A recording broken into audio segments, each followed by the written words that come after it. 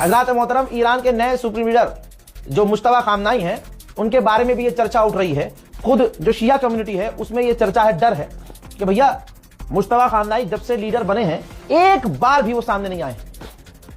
यहां तक कि उनकी तस्वीर, उनकी फोटो तक सामने नहीं आई है। यहां तक कि उनका ऑडियो वाला बयान भी सामने नहीं आया है। हाथ से लिखा हुआ एक लेटर हेड तक नहीं आया है। बस ये आया कि हाँ उन्होंने ये बोला है और IRGC ने या ऑफिशियल गवर्नमेंट ने या उनके दफ्तर ने अपने लेटर हेड पर बात लिखी, बयान लिखा, उनको जारी कर दिया। उनके सिग्नेचर अभी तक किसी ने नहीं देखे, उनकी आवाज किसी ने नहीं सुनी और कोई भी नई तस्वीर उनकी मार्केट में नहीं है।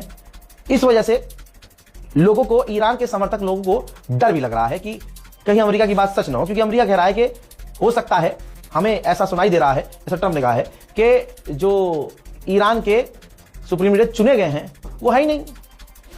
अगर वो जिंदा है तो सामने आए।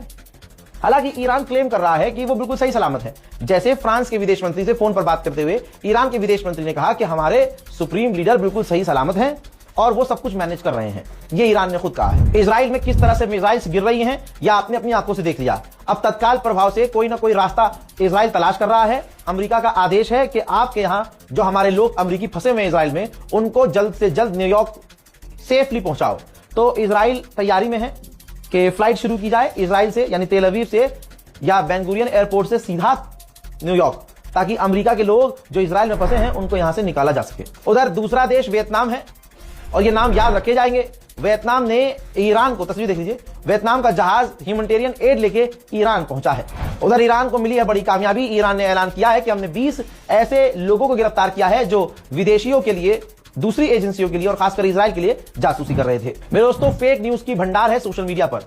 लोग मुझे इंस्टाग्राम की कोई रील भेज देते हैं, कोई भाई वेरीफाई करना। भाई, हम जो खबर दे रहे हैं वो वेरीफाइड है, उसके अलावा कोई और खबर आ रही है वो फेक है। सारा दिन बैठकर अगर मैं यही फेक है, नकली है, असली यही बताता रहूंगा तो हम अपनी रिसर्च कब करेंगे और कब हम आपको खबर देंगे। लिहाजा खबर वही सच्ची मानिए जो हम पूरी रिसर्च के साथ आपको यहां दिखा रहे हैं। अब प्रोपेगेंडा कैसे चल रहा है। 3 दिन फौफा ने बात करी, खूब घिसे। अब देखो सुपर पावर कितना है हमारा फौफा।